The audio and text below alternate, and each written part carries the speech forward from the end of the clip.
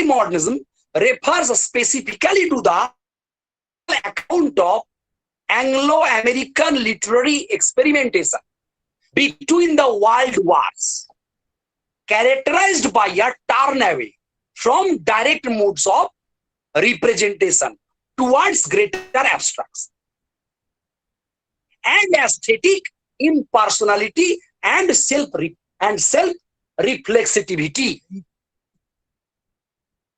Such aesthetic formalism is typically identified with the canonical figures of Ezra Pound, T.S. Eliot, Joyce, as well as Woolf, as a result of the insights of post-structuralist, feminist, and you can call and post-colonial critiques. The concept of modernism is now widely recognized to be open to much broader interpretation and redefinition than this reading previously acknowledged.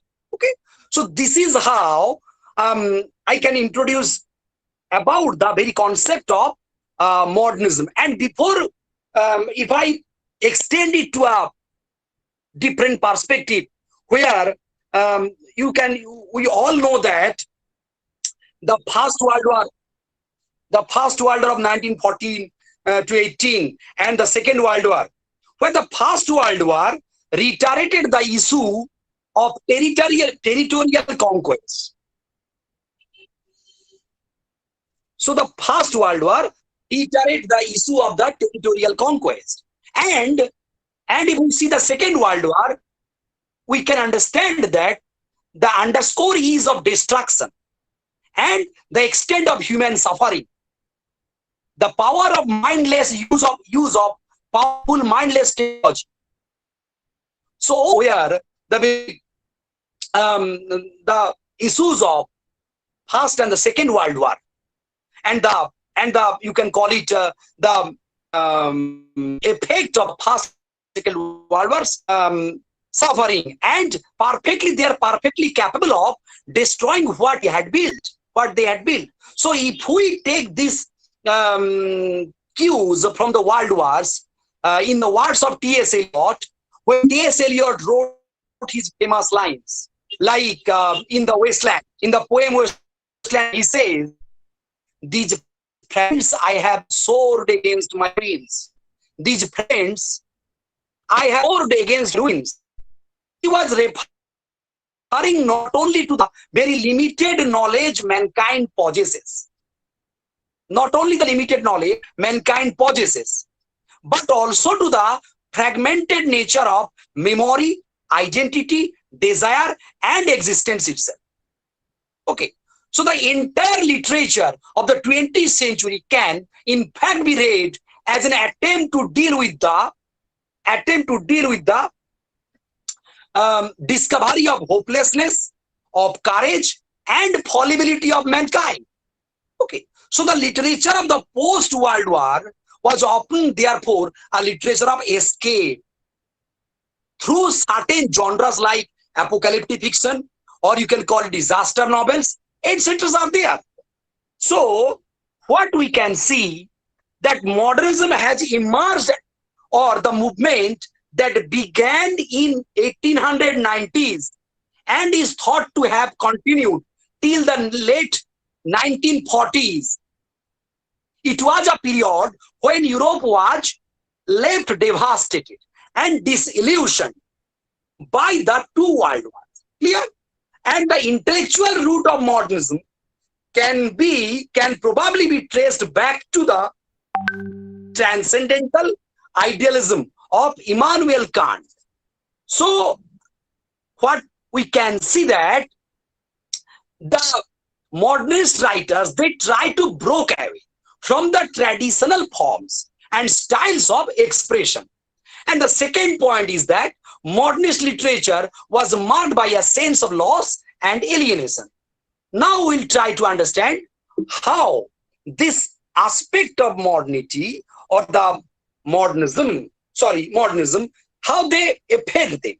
So in terms of the writings of these writers, clear? See, when, sorry, what is immediately striking about the history of the modernist novel is the degree of its self-reflexivity. And in particular, it's theorizing about its own newness. For example, Virginia Woolf was a notable as a professional literary critic. Okay, in her lifetime, as she was a novelist and wrote widely on her own process of writing and reading. She had begun in 1904 under the name Virginia Stephen. She was not Virginia Woolf, she was Virginia Stephen. She married to Leonard Woolf in 1912, writing light essays, clerical, etc., several under the several essays and in the published in the magazines. Okay, so beginning to write reviews and essays at exactly same time as Woolf, but on a secretary salary. So Richardson exemplifies Woolf's argument in A Rooms of One's Own that writing could provide a means of female independence. Clear? So here we can see that if we take the ideas of you see the Joyce. If we take the ideas of Joyce, I mean, how we can call Joyce the modernist? So obviously we can say that by the time Joyce was 26 years old, he had tried out a number of possible career paths without any real success. Okay, he was right on all accounts except one. Joyce the novelist had in fact failed. So as a novelist, he was not successful at all. So when Stanlius made the observation that his brother was in the process of revising Stephen Hero into a portrait of the artist as a young man, it was a decision that officially marked his turn away from the 19th century nationalism and towards a formal and linguistic experimentation that we have come to identify more generally with literary modernism. Okay, so Joyce is regarded as one of the leading high modernists, although critics are divided about the specific features that define modernism. Striving to become modern and in reaction to the accelerated pace of modernity, a number of artists broke with existing modes of representation. And there was an increased focus on the city, industry, and technology, where you can also add speed, mass markets, and communication. But even with this relatively brief period of time, there are marked subdivisions. The modernist timeline can be imagined as a kind of arc. It's a kind of, you can compare it with an arc, ARC, that really takes off in 1910. Okay. Peaks in the 1920s and begins its slow decline in the 1930s. So Virginia Woolf identified December 1910. There is a famous saying by Virginia Woolf that when she says that, or she identified 1910 as the moment when, quote unquote, human character changed. Human character changed.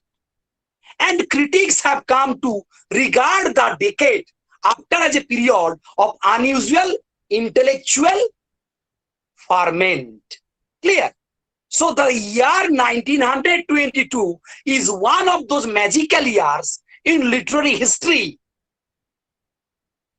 Since T.S. Eliot's The Wasteland also was published.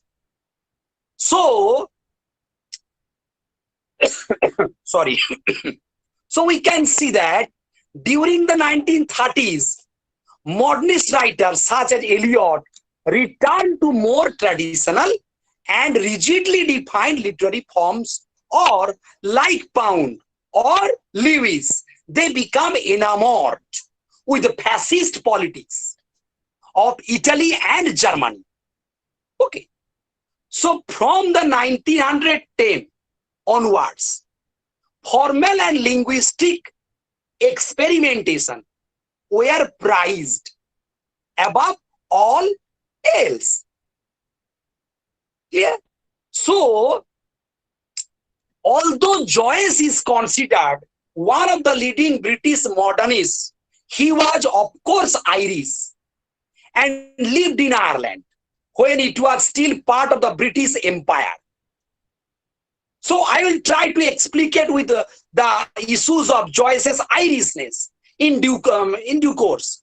But it is necessary to emphasize that he never belonged to any modernist group at a time when there were diverse and different movements, such as you can call Bloomsbury, Futurists, Imagists, Expressionists, Surrealists, Dadaists.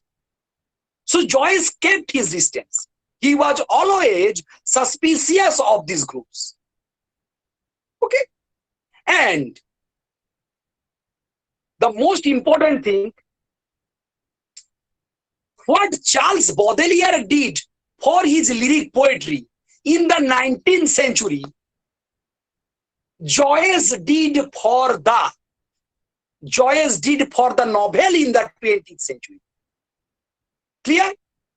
He found a way to make literature capture the ephemerality of modern life, the short-livedness, the ephemerality of modern life. The realist novel, which was enormously successful in England and Europe in the second half of the 19th century, could no longer adequately represent the reality of a world that had undergone dramatic social, political, and technological upheavals in the past decades of the 20th century.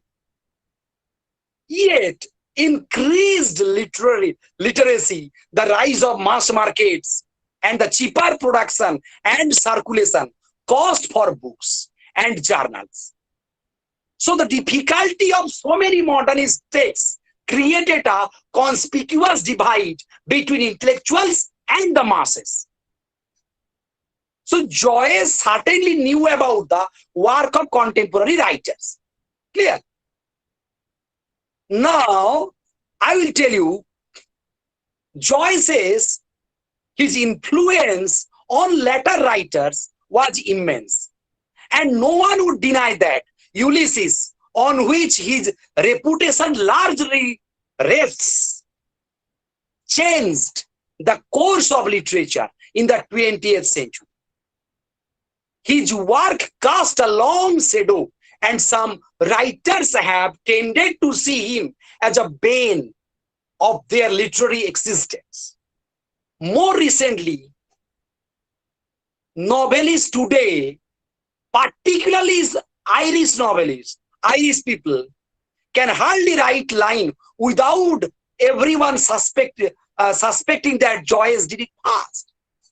So the kind of what I am saying is that Joyce, before going, into such kind of, Joyce was, you can call him, James Joyce is unusual in being major modernist, who did not write extensively on modern aesthetics.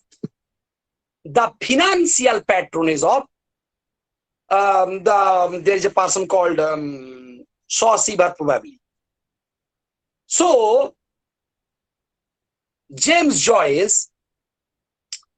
with James Joyce, I would like to proceed a bit.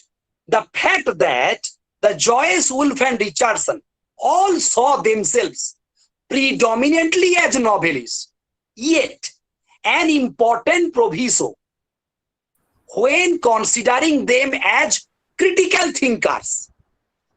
Take the example of Woolf, warned strongly against assumption. Her critical writings that offered evidence of aims in fiction. So, we can get the glimpse of self-reflexive attention to style and form, to Joyce, Richardson, and Woolf's critical thinking. So, with the waning influence of the new criticism that dominated literary study in the 1950s, and a renewed interest in social and historical context and influences, the multiple and conflicting ideologies of modernist thought and modernist texts are being increasingly explored. Okay, so can also call it,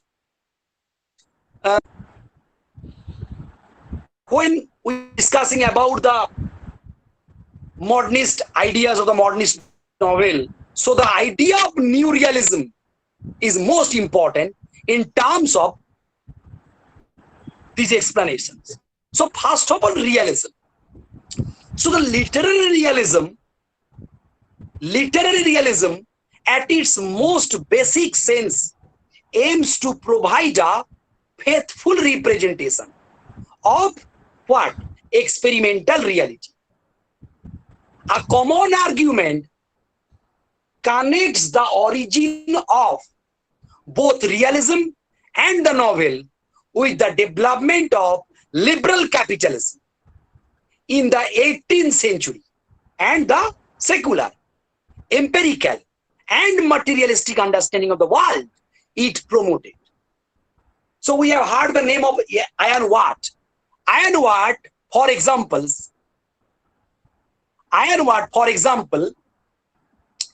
defines the classic realist novel as based in the premise or primary convention that the novel is a full and accurate report of human experience, and therefore under an obligation to satisfy its reader with such details of the story as the individuality of the actors concerned, the particulars of the times and places of their actions, details which are presented through the more largely referential use of language than is common in other literary forms. This is how Ian also described in different places.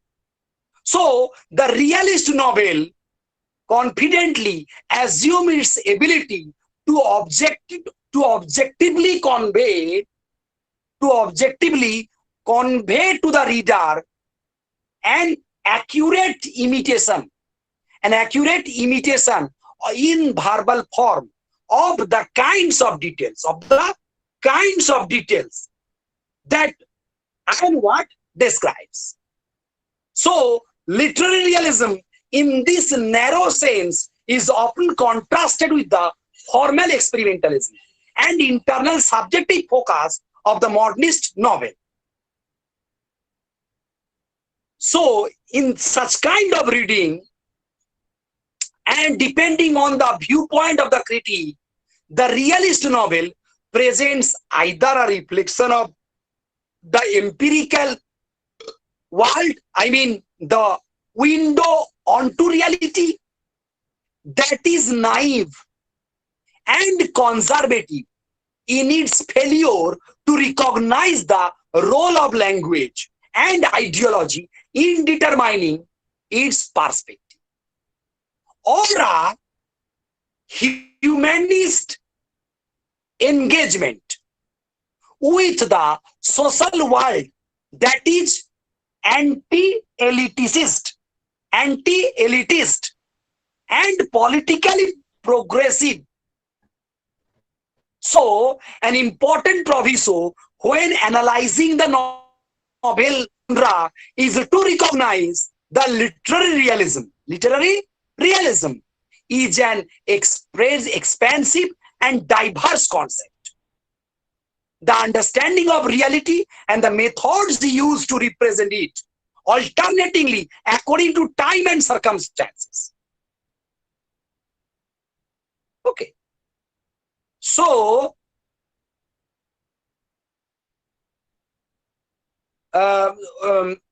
so the novel, so the so the novels that James Joyce wrote in 1990s, however, where in his method, in which the method of concentrating the narrative through the limited perspective of the one character's consciousness is most overt and appeared to mystify the reading public.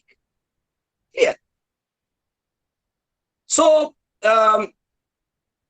James Joyce and other two people I have mentioned already. Here, I mean Richardson. So while Richardson's retrospectively forward, quote unquote forward, is regularly quoted in studies of her work, it promises also a manifesto of her new feminine realism that it never delivers. Okay. So, looking for a model of the novel for her own work, Richardson states she realized that all of the previous forms were dominated by men. She interestingly avoids all men's of George Eliot, although Henderson is Eliot, with only alternative being the romantic influence woman's novel, as those of Charlotte Bronte, Rosa, and etc. So,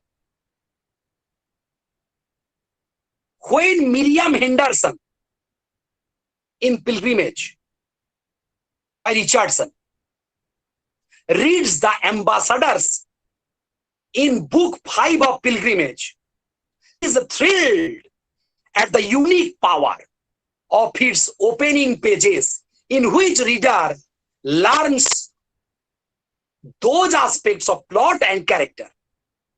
So here it is most important to know about the free and indirect discourse. So this is the most important thing you should know, that Richardson used. Free indirect discourse is a kind of technique for presenting a character's thoughts, speech, without obvious meditation by an external narrator. It is a distinct from the direct speech. Suppose, look at those clouds. Okay, it might rain tomorrow, said Jane, where, and from indirect report, Jane pointed to the clouds and warned that it might rain tomorrow. In that it uses the third person and past tense while moving inside the character's consciousness to take on the style and tone of their immediate speaking voice. So because of the third person retains an element of objective narration, free indirect discourse has been described as having dual voice. Okay. So here, in Pointed Groups by Richardson, written in 1915, the first volume of Pilgrimage opens with the 17-year-old Miriam Henderson launching herself nervously into the independent life by taking a post as a student teacher in Hanover. So at a first glance, Richardson's style seems conventional. As the reader proceeds, he realizes that much of the information he has grown to expect from a novel and rely on is left out. About Miriam's appearance and age, her relationship with the various names mentioned. Clear. So, you can also say that there is a concept called literary impressionism, that the concept of literary impressionism refers to an aesthetic principle and form narrative technique typically associated with the writers Joseph Conrad, Ford Madox Ford, but derived from empirically philosophy of David Hume. It was concerned with the representing the subjective perception, internal stimuli by individual. Okay, so here the unusual layout and punctuation made pilgrimage unreadable because an increasingly common complaint among readers who, even if prepared to accept Richardson's unwavering focus on Miriam's point of view, proved less tolerant and experiments. Yeah. So Richardson extended the strategy to its most extreme in the two books that appeared in 1919, The Tunnel and Interim. So Miriam's London life, the trauma of her mother's suicide, and her self-immersion in the distraction of both works and leisure registered a change in the tone of perceiving consciousness. So, in such condition, when they are writing these things, myth was also important. Myth was also important. If I take the context of myth, I should explain the ideas of Stephen Dedalus and Leopold Bloom. So following the thoughts and perceptions of first Stephen Dedalus and then Leopold Bloom, through One Day in Dublin, what most struck early readers in Ulysses was its encyclopedic vast but prosaic realism. Okay, so the encyclopedic and the prosaic realism that stuck them. Now, Joyce's own comments on classical and modern literary form suggest that he agreed with Eliot's emphasis on the order of the former and chaos of the latter. I mean the classical literature, or you can also say that Joyce, while acknowledging that the writer must take both worlds into consideration and commending Eliot for having done so himself to clever effects in his poem The Wasteland, published in 1922, asserted that it was the hidden or subconscious world of the modern that he found the most exciting. Okay, so that is the subconscious world he has described. So speaking about the modern novels, while Joyce and Richardson arguably pioneered the new psychological realism, it is Virginia Woolf's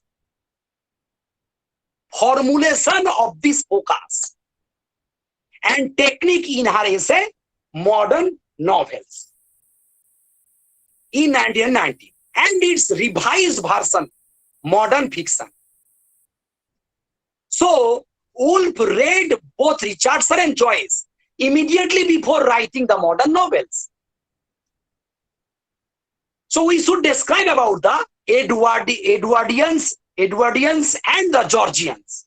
So in a series of essays in the early 1920s, Woolf distinguished between the focus and methods of the Edwardian novelists like A.G. Wells, Arnold Bennett, John Galsworthy, and Hugh Walpole, and those of the younger generation of the Georgians or moderns, as represented by Joyce, T.S. Eliot, E.M. Foster, and Lytton Strachey. So, describing the former as materialists, she argues that they fail to capture reality because they think it consists only of social and material phenomena and do not pay attention to the internal experience of the consciousness. Like the moderns, who are more interested in the spiritual quality of life, by which Woolf means the mind or consciousness. Clear? Now see. So, the Edwardians were in fact more receptive of the experiments, and modern novels such as Ulysses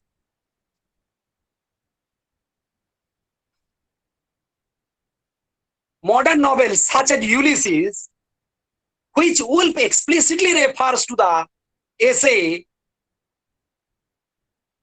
refers to in the essay and in the tunnel, but had read and reviewed earlier, and attempting to capture this aspect of life. Okay, so Woolf ascribes to Joyce a subjective impression.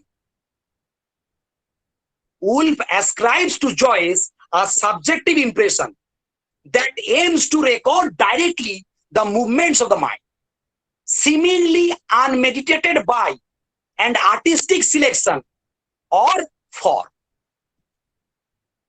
So when modern novels appeared in 1919, Woolf had not yet written any of her own major works.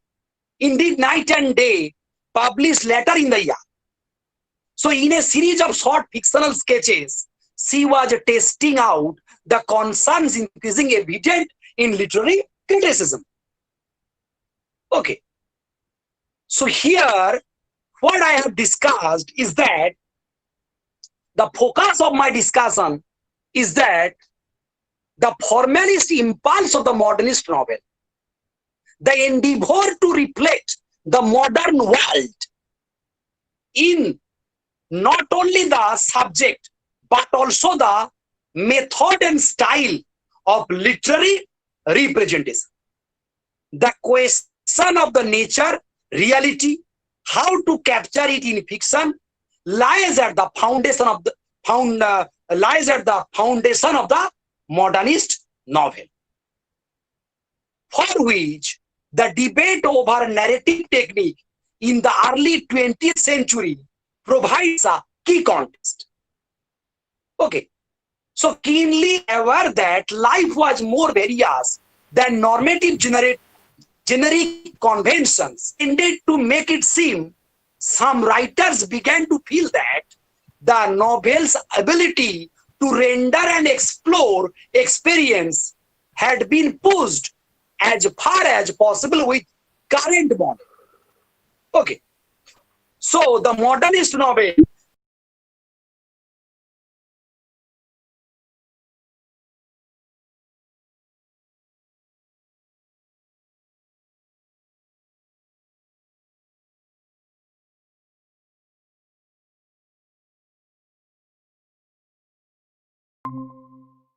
second, it is skeptical about the possibility of communicating this experience objectively, and therefore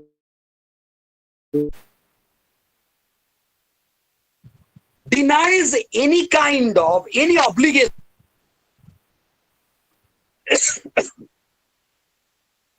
to provide the reader with descriptive or external detail about character as well as place.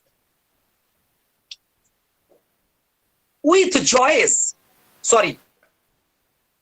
While Joyce, Woolf, and Dorothy Richardson specific experimentations with the narrative form and focus of the novel genre were independent and distinct.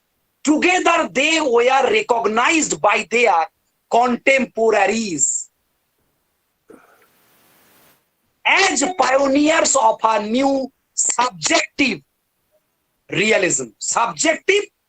Pioneers of subjective realism, exchanging the traditional representation of character social development for the expression of his or her individual psychological being. Okay? And chronological narrative and dramatic plot for the flux of momentary thoughts and impressions that constitute mental life. Clear? So now I will tell about consciousness and the stream of consciousness. That is the most important.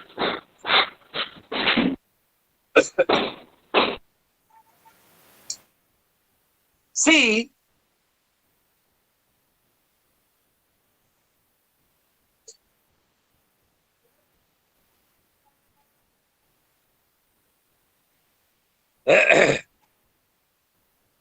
Joyce tried to seek the infinite past in living present, and the novelist's task is to catch and record the present moment. So Joyce seeks to record a single day in Ulysses, and Virginia Woolf is always preoccupied in her novels with the moment, quote unquote, the moment. So she tries to capture the moment. So in an essay on modern fiction, Virginia Woolf clearly lays down the objective of the stream of consciousness technique. So before going to stream of consciousness, I would like to say something. Listen.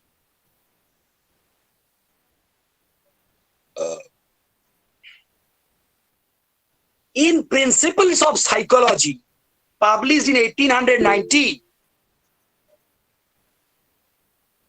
William James described conscious experience as continuous and unbroken. And he says, quote unquote, it is nothing jointed, it flows. A river or stream are the metaphors by which it is most naturally described in talking of it hereafter. So unlike the intuitive anti-representational quality of duration, the stream of consciousness, as James conceives it, here refers to never-ending associative flow of our conscious or half-conscious thoughts and perceptions and feelings. The activity of the mind that we are always at least vaguely sensible of. Clear? The concept of stream of consciousness is often collapsed in literary criticism with the narrative technique of interior monologue. But it would be more accurate to think of it as the active and subjective life.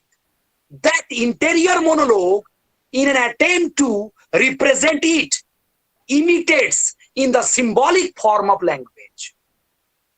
For the difficulty of defining stream of consciousness as a single narrative style, however, we can see other things like the recent resurgence of the term with the philosophy of the mind. You can see people like Strauss or Denton's book. So to understand some of the different kinds of narrative focus subsumed by stream of consciousness level, it is useful to have some awareness of the ideas that dominated psychological and philosophical thought at the beginning of the 20th century. Clear? So here it is important to say the name of Henry Bergson. Henry Bergson, you have to understand, or you have to remember the name of Henry Bergson. Henry Bergson. Henry Bergson. So in Henry Bergson's view, it was impossible to demonstrate what the self was like beneath the composed surface of social identity, because in transforming the internal workings of the individual mind into external structures of language, the qualitative aspect of the consciousness was lost. So, Henry Bergson revolutionized philosophical thought with the emphasis on intuition over reason. Intuition over reason as the means by which reality is to be understood. At the foundation of his ideas is the argument that, what he says, that there are two forms of there are two forms of conscious life. There are two forms of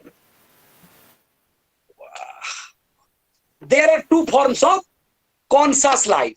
In the past, psychic states, as experienced intensely and qualitatively as an organic fluid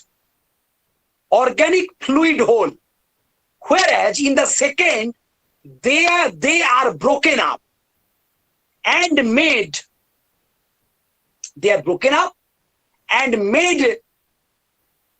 identifiable. This is because intuitive or fundamental experience can only be perceived at the level of rational or intellectual consciousness by being transformed into objectifying spatial or symbolic form.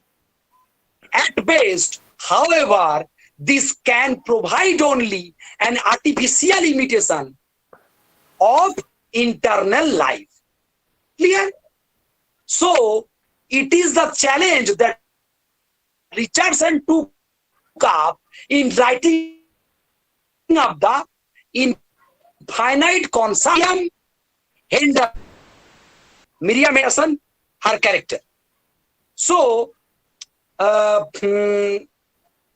you also can say that, for instance, of Richardson's method, consider, no, it's forget the, because it will be too difficult for you. Suppose you can take the kind of example the Virginia Woolf gives provided us. What she says in modern fiction: life is a luminous halo, a semi-transparent envelope surrounding us from the beginning of consciousness to the end. Life is a luminous halo, a semi-transparent envelope surrounding us from the beginning of the consciousness to the end. It is not the task of the novelist. Now, listen carefully. Now it is the task of the novelist to convey this varying, this unknown and uncircumscribed spirit. Let us record the atoms as they fall upon the mind in order in which they fall. Let us trace the pattern. However, disconnected and incoherent, disconnected and incoherent in appearances, which each sight or incident scores upon the consciousness. So what Virginia Woolf says relates to the idea given by this man, Henry Bergson. Henry Bergson, he tries to define the reality in two ideas. Okay, see, now see. So, modern hero. So, if I describe James Joyce and his modernity, it would be sorry, it would be quite true that Joyce is regarded as one of the leading high modernists. Okay, and his ideas, although Joyce and Richardson were regularly cited alongside each other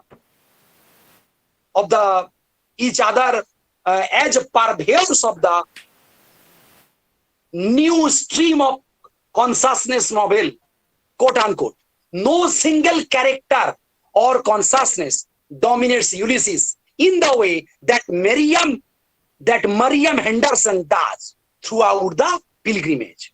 So in pilgrimage, Miriam Henderson has performed in such a way that no other character in Ulysses does so. So when Joyce began to write Ulysses in 1914, he was already conceiving the novel as a modern epic, parody of Odyssey, and etc. Now, wait just a minute.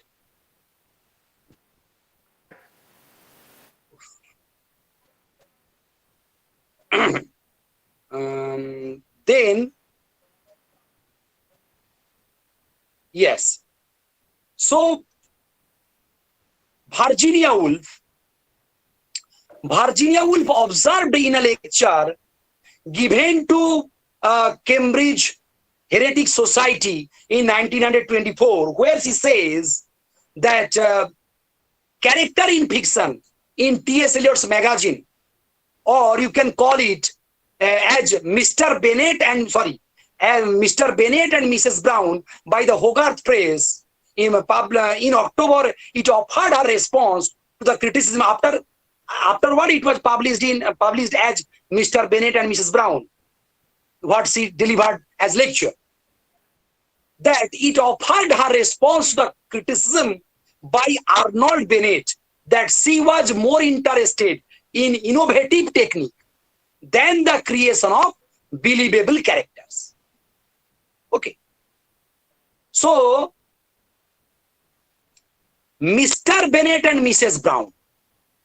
In Character in Fiction, Woolf responds to Bennett's critique of Jacob's Room with a satirical anecdote in which he, Wells and Galsworthy are depicted as travelers in a railway carriage, attempting to sum up the character of the unassuming elderly lady in the corner, Mrs. Brown. The Edwardian novelist Woolf complains that would not be interested in Mrs. Brown herself as she appears in the corner of the railway carriage. The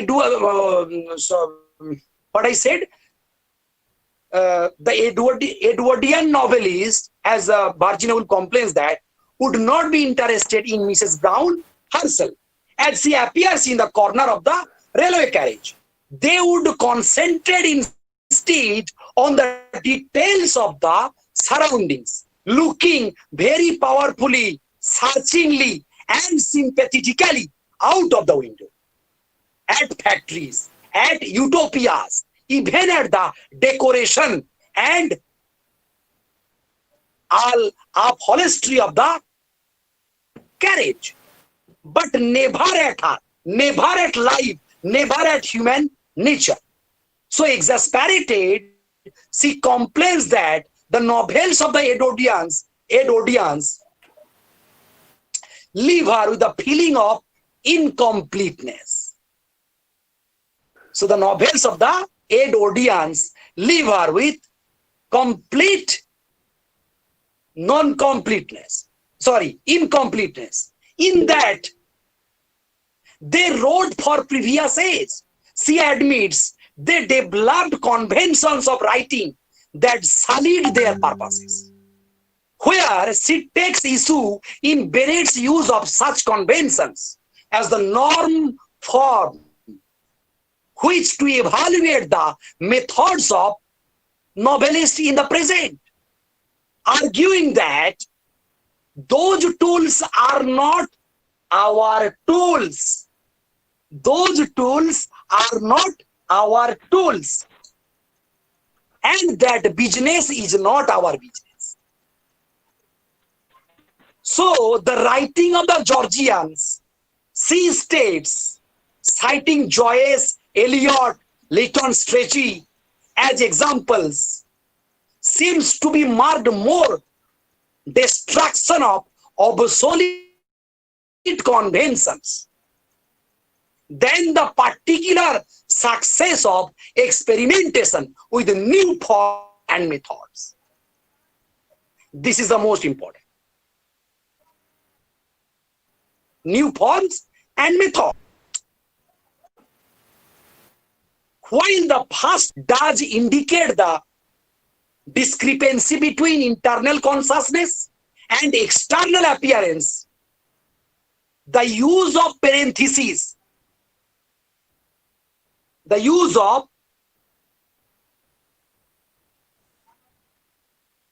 parentheses here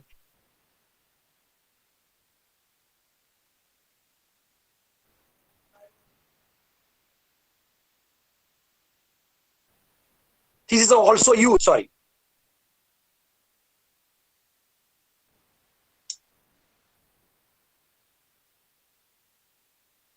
because of this Woolf dog on Jacob's part, in Jacob's room. And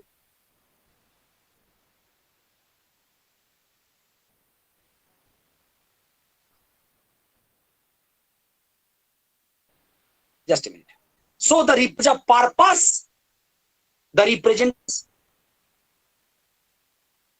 in which Woolfography and fiction linked in selves and in other people's selves. See, in her essay, the biography was a recent phenomenon arising in the 18th century, the development of biography and the novel, the genre which most serve it. So where the novel explored imaginary lives, biography focused on the material impact. Okay. So, if we describe moments of being, we can say that all the novel takes place during one day in June, as Clarissa Dalloway prepare for her evening party. It shifts constantly back to the summer many years before, when as a young girl, she had been kissed on the lips by her friend Sally and rejected a proposal of marriage from her ardent suitor Peter Walls. Okay. So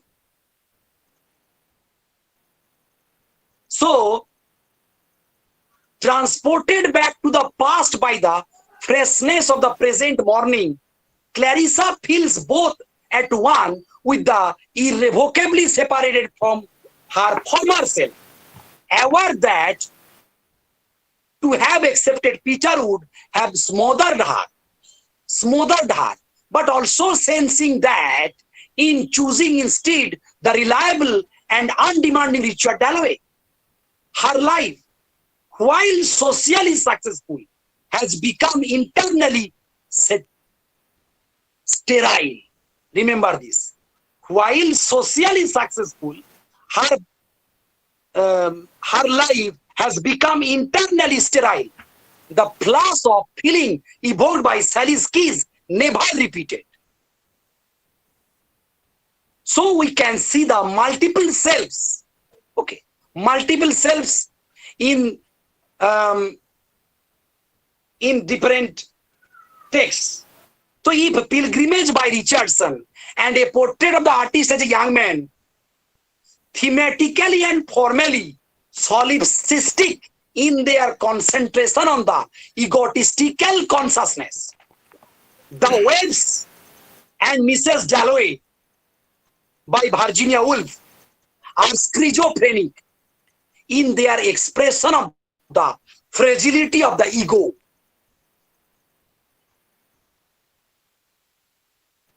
Okay.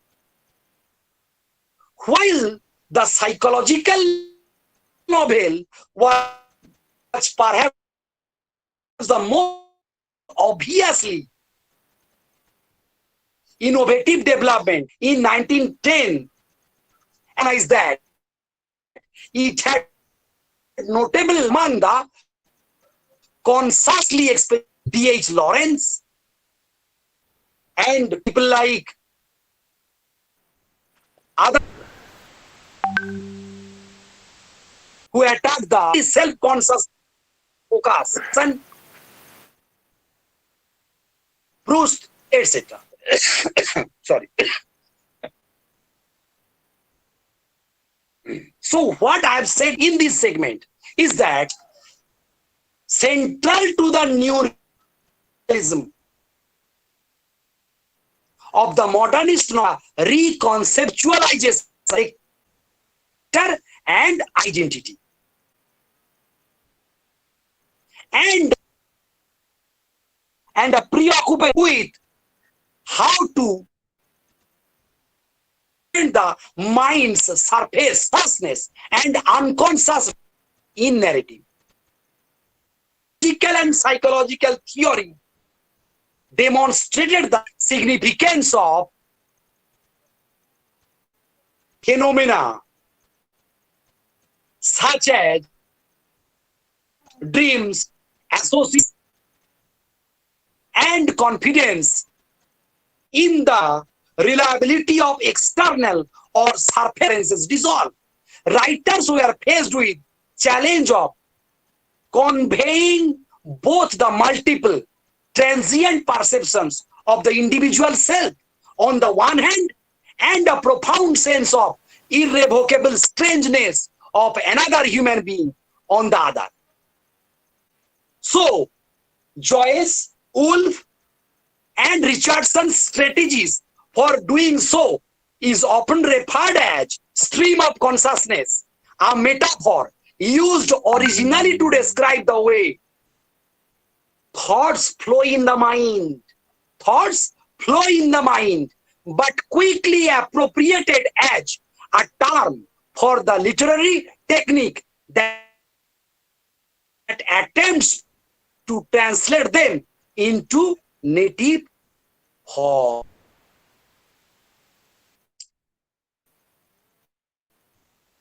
So,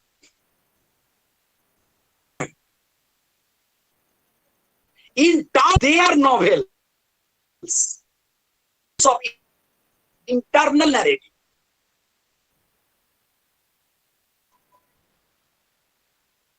that do not divert organization and ordinary speech.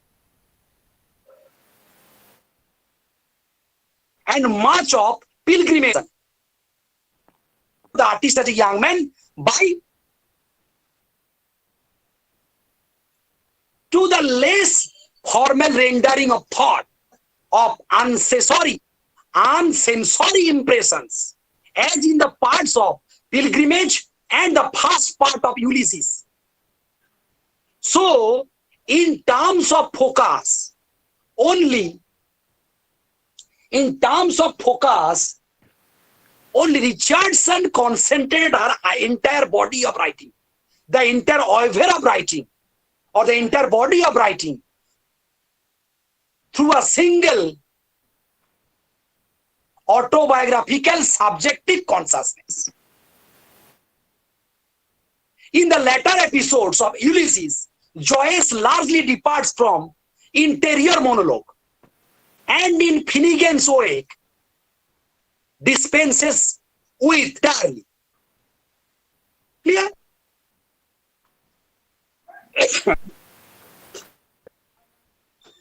Now I will tell you about some quality and the gender of these novels. A room of one's own, presentations, character. All know that a room of one's own, published 1929. And here Woolf is arguably, and it is most importantly the 20th century's feminist literary criticism, and it's a kind of it's a kind of text that you can call it the founding text of the 20th century feminist literary criticism. So here, the starting premise of her argument in all the three texts, namely A Room of One's Own, Woman and Fiction, and Professions for Women, essays, all the three essays, where see the what I was saying, the starting point, yes. The starting premise of her argument in all the three is fundamentally a material one. A woman must have money and a room of her own if she is to write fiction. A Room of One's Own, page number 4. So here we can say that a woman must have money and a room of her own if she is to write fiction. The demands of the domestic household, the laws that denied married women's ownership of funds or property, and a lack of educational opportunity made it almost impossible for a woman before the 19th century to take up writing as a profession. Writing requires time, privacy, and literacy, and women suffered from too little of all these things. Woolf then elaborates a range of theories about the exclusion of women from literary history, the construction of femininity with patriarchal discourse, the importance of tradition, of heritage of women's writing, the relation of sex and genre, and the gendered qualities of literary style. So central to Woolf's feminist literary criticism is her belief that literature is always based in historical moment. Like a spider's web, attached ever so lightly, perhaps, attached to life, still attached to life at all four corners. We have already seen her make this argument in Modern Fiction and in Mr. Bennet and Mrs. Brown essays, in which she suggests that modern times require and influences a new focus and form of writing on the part of the modern writer. Now, this is the direct specifically at women's writing. Woolf considers the effect of women's social situation on their writing. Clear? So the image of woman that emerges from the combination of historical indifference and imaginative fascination on the part of the male writers, Woolf argues that it has constituted no less of a difficulty for the potential woman writer than the practical difficulties of time and money. For she is faced not only the practical difficulties pervading from writing, but also the influential yet false image and female identity established by the male-oriented and the ethos of Western culture and society. Clear? So here one idea is also very most important, the idea of the angel of the house. The idea of the angel of the house. Sorry. Woolf's concept of the angel of the house refers to a popular 19th century poem of the same name by Coventry Patmore. Remember the name. Coventry Patmore. Coventry Patmore. That eulogizes the influential Victorian ideal of deferential, supportive, and domestic womanhood. Okay? What Woolf states that the strength of this cultural myth, internalized by women themselves, was a more subtle yet no less formidable impediment to women's self-expression than their lack of financial independence, as one of main obstacles that she had faced when starting out as a writer. So this is how she described the female literary heritage. Okay. And the tradition also. Woolf's discussion of a female literary heritage compares interestingly with T.S. Eliot's ideas of artistic tradition in his essay, Tradition and the Individual Talent, published in 1919. According to Eliot, every work of art is attributed and meaning through attributed value. Every work of art is attributed value and meaning, value and meaning through contrast or comparison with every other, the proportional relations of which are constantly readjusted as new works are created. So it is the responsibility of the writer, as Eliot says, to be aware of the historical and aesthetic significance of his own work in relation to the great literature and writers of the past. So here, Woolf's feminist ideals were not always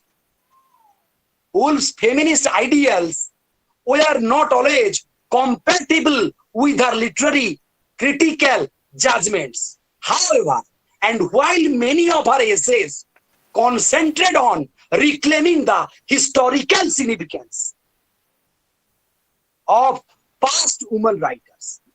Clear? So, she also brings the importance of Shakespeare's sister, namely the imaginative Judith Shakespeare, arguing that the lack of great woman poets to rival Shakespeare is the result of social inequality rather than any lack of creative capacity of women's part. Woolf imagines what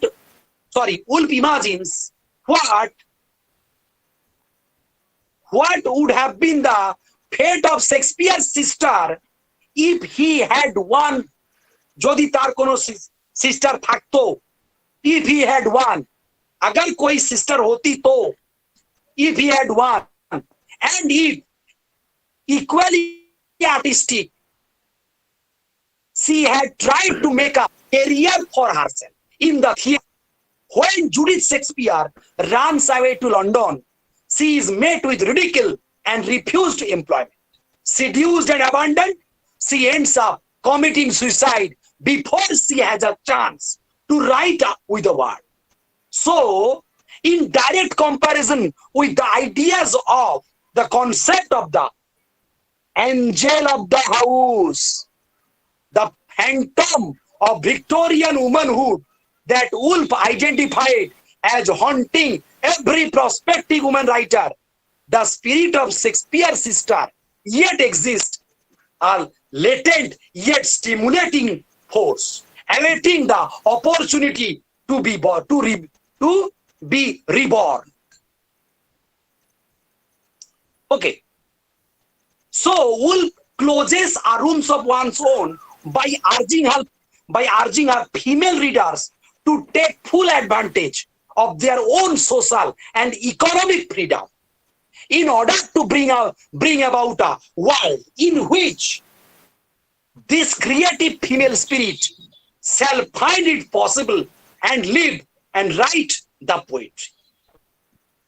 So now I would like to say Dorothy Richardson's perspective. This is the last. I will take 5 minutes more. I know you are, all of you are trying to give it up because I am taking too much time.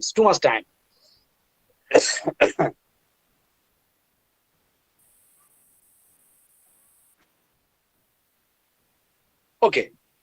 See, in Dorothy Richardson's The Tunnel, published in 1919, Miriam, the protagonist, explores intimacy with women in ways that shatter the restrictive sexual conventions that Richardson defies throughout her multi-novel sequence Pilgrimage.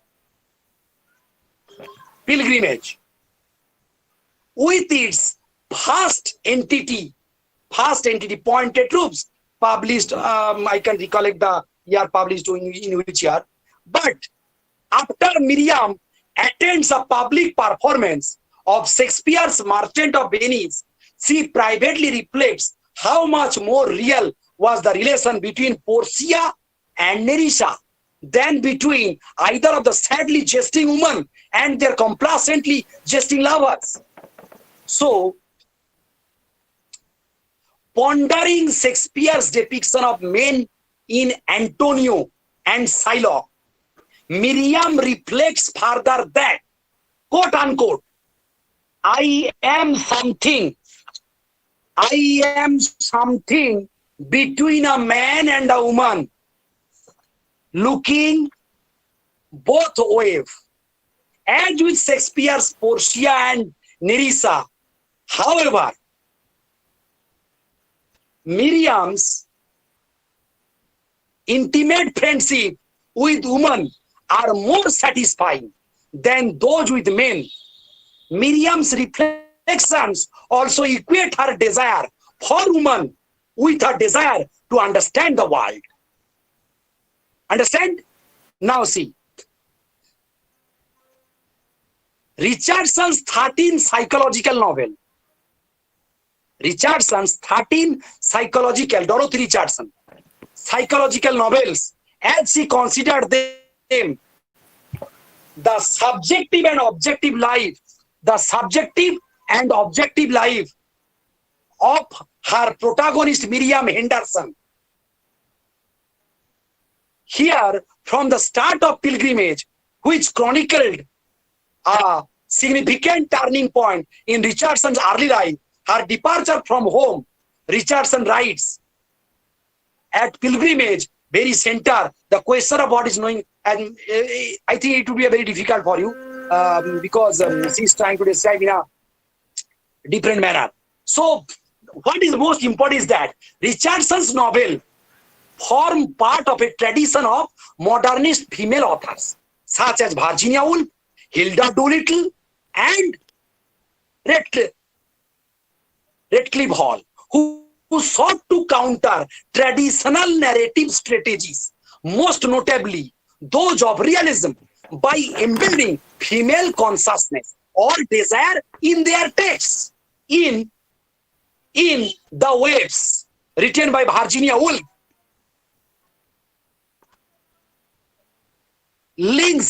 where Virginia Woolf links the development of Jeannie's consciousness to sexuality. Jeannie characterizes her evolving identity as the sexualized central body that merges her 6 friends' knowledge of themselves. So this is how she has described the sexuality and the mind or the consciousness. So here, if we take the Lacanian theory, I'm just adding one or two words. In Lacanian theory, the quest for identity involves further the need for an other to reflect our self-images back to us. so that we feel complete or whole. Both aspects of influence remain impermanent, despite our very attempts to make them permanent, largely because it is impossible to feel whole always, whole, quote unquote, whole, sampurno, or pure, always. So in the text, reading Lacan's theory of the psychic mirror, Lacan's theory of the psychic mirror in the unconscious is the cornerstone of his work. What I am saying regarding to Virginia Woolf and Richardson.